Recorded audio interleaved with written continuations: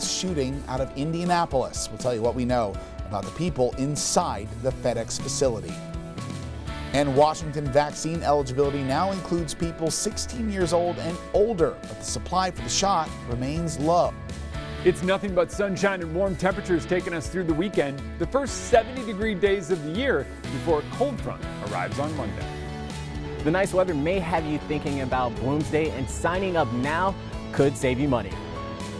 Up with KREM starts right now with Joshua Robinson, Jeremy Legoo, and Dana Marie McNichol.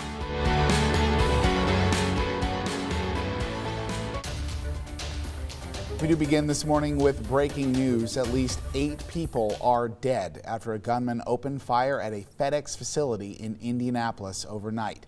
The gunman is also dead due to self-inflicted wounds, according to police in the area. Several other people were also injured and have been taken to the hospital. This morning we're hearing from Ian Johnston, whose wife works inside the building and was texting him during the shooting.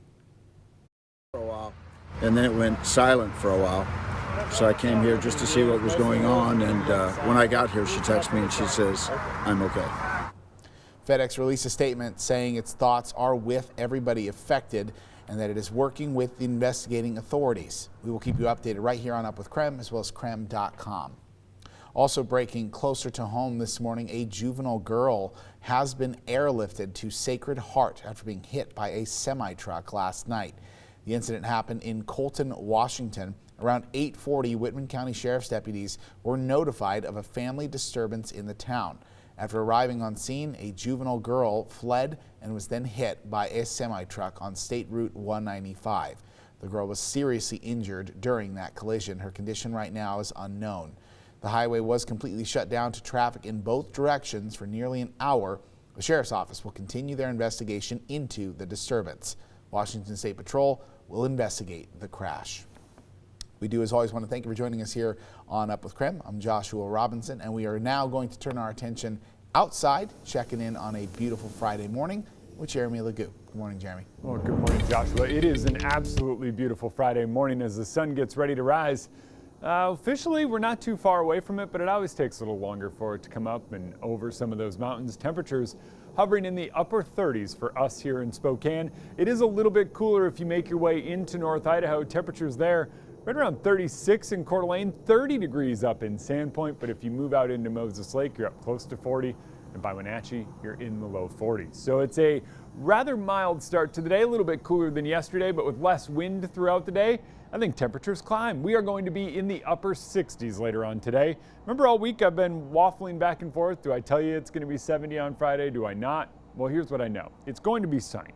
We've got less wind, but I still don't think we are going to hit that elusive 70-degree mark just yet. It happens, just not today. Today, we start out with temperatures down in the 30s. We climb quickly through the 40s. It's a brief moment we are in the 40s. By 9 a.m. we are up in the 50s and temperatures are rising. By this afternoon, we are knocking on the door of 70, but guess what? Nobody answers. We stay in the upper 60s here in Spokane, but don't worry, by the weekend, we're talking daytime highs back up in the 70s.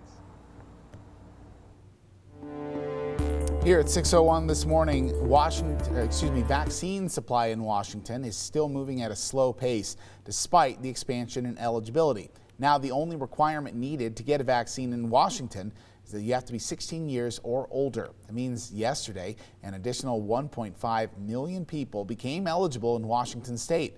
Just because you're eligible doesn't mean there's a shot waiting for you. The Department of Health released this breakdown of vaccine shipments coming into the state over the next few weeks. As you can see, the rollout is slowly increasing, but by a few thousand doses a week. Next week, the state is expected to receive about 365,000 doses, 210,000 of which will be Pfizer vaccines. Those are only available to they're the only vaccine currently available to 16 and 17-year-olds. So here are some ways that you can find a vaccine appointment today. Spokane Arena is open for appointments from 11 a.m. to 3 p.m. today and tomorrow. The site also stays open until 8 p.m. on Tuesdays and Wednesdays, now for those who can't make it during the day. They're aiming to give 2,000 vaccines a day as well at the arena site, but they're only carrying the Moderna vaccine. That's approved for anyone 18 and over, which means 16 and 17-year-olds can't get vaccinated at the arena. The Washington Face Finder website is now switched over to a vaccine finder site. You can now search your zip code or county, and the site will give you a list of available vaccines nearby. You can also sign up for text notifications that will alert you when a vaccine is available near you. To sign up, just text or call the number on your screen. All they need is your zip code, and then you're all set. There's also a Facebook page you can check on. Find a COVID Shot WA matches people with volunteers and prioritizes finding appointments for high-risk individuals. But the same volunteers will post links to alert group members when vaccine appointments become available. The group also has a helpline taking calls at 425-780-5785. We know having these resources is great. We also know it's a lot to take in. That's why we're making it a little easier for you this morning. You can text the word vaccine to 509-448-2000, and we'll get you the information on vaccine appointments in your area. Meanwhile, the CEO of Pfizer is now saying a third vaccine dose will likely be needed. Albert Bourla told CNBC's Bertha Koobs on CVS Health Live that a third dose would be 6 to 12 months after someone is fully vaccinated. He says it would be necessary to combat coronavirus variants. Pfizer and BioNTech also announced back in February they would begin studying that third dose. We will, of course, be tracking this story so we can let you know if and when any vaccine recommendations change.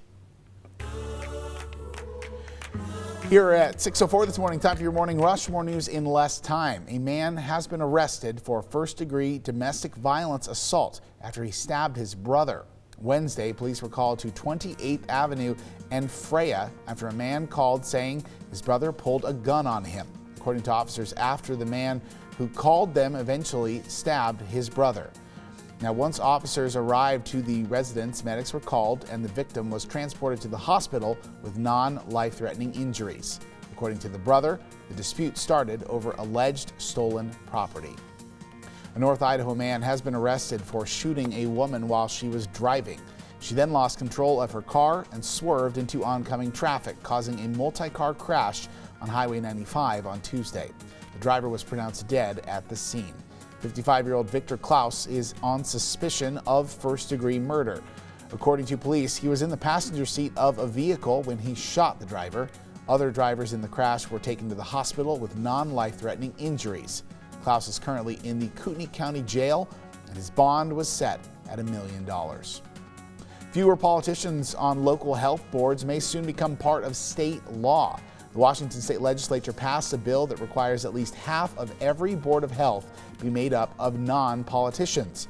Right now, the Spokane County Health Board is made up of 6 elected leaders and 3 unelected leaders. The bill started up after Spokane Health Officer Dr. Bob Lutz was fired by the local health board last year and prompted a wave of debate about whether health boards have become too political. That bill now heads to the governor's desk to be signed. Looking ahead to next week, Downtown Spring Clean Week starts on Monday. The event, hosted by Downtown Spokane, will have emphasis areas each day. Monday will be sidewalks, Tuesday is graffiti and parking lots, Wednesday is for alleyways, Thursday is for planters and tree beds. They're also asking people to just take 15 minutes a day to try and help make our city center shine. So if you're having trouble finding something to do in the warm weather, maybe that's an idea for you. Another great way to get outside this weekend, you can go to a national park for free. Tomorrow, April 17th, is a free day at national parks across the country. That means you don't have to pay an entry fee, and it kicks off National Park Week. There are 4 more free days at parks for the rest of the year, the next one being August 4th. That's your Morning Rush. More news in less time. Let us know what's happening in your neighborhood by using the hashtag UpWithKrem on social media. Still ahead this morning here on Up with KREM, Bloomsday 2021 is now 2 weeks away. This morning we're checking in with Brandon T. Jones to share how you can get some help with training. Hey, Brandon. Hey Joshua, good morning Spokane. Coming up right after the break, Bloomsday Executive Race Director John Neal is joining me live on air, so stay tuned and we'll talk about details and talk about this race that Spokane loves. And if you're getting ready for Bloomsday, I've got the forecast for you this weekend, a great one to get outside.